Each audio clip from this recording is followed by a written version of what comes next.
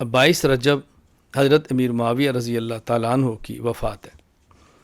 حضرت امیر معاویہ رضی اللہ تعالیٰ عنہ کی وفات کے موقع پر اہل تشیع روافض وہ پہلے خوشیاں مناتے لیکن چھپ کر رات کے اندھیرے میں کنڈے کے نام پر، اور عنوان قائم کرتے 22 رجب امام جعفر صادق کے کنڈے۔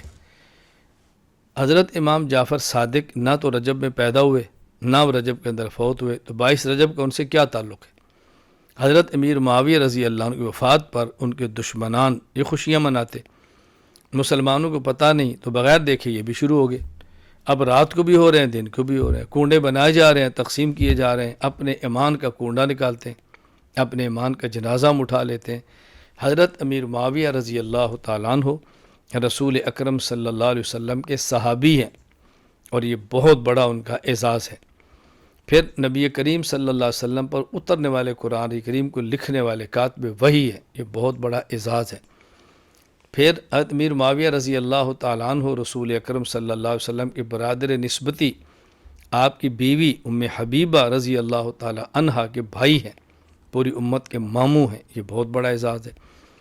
پھر حضرت امیر معاویہ رضی اللہ عنہ تاریخ اسلامی کے بہت بڑے فاتح ہیں، اور صحابہ کرام میں سے یہ آخری خلیفہ وہ ہیں کہ جن کی خلافت پر حضرت حسن رضی اللہ عنہ کی بیعت کے بعد پوری امت نے اتفاق کیا ہے، یہ آپ کے لیے بہت بڑا اعزاز ہے۔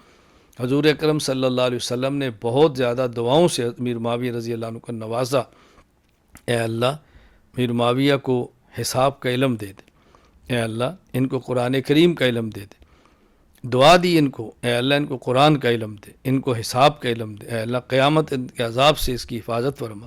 کتنی دعائیں آپ نے مانگی۔ اتنا بڑا انسان، اس کے بارے میں بغض کے اظہار کرنا یہ مومن نہیں کر سکتا۔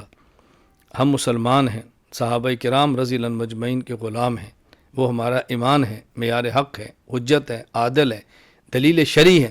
اس بات کا خیال کریں کبھی بھی کفار، مبتدعین اور غیروں کی رسموں کے اندر شریک نہ ہوں۔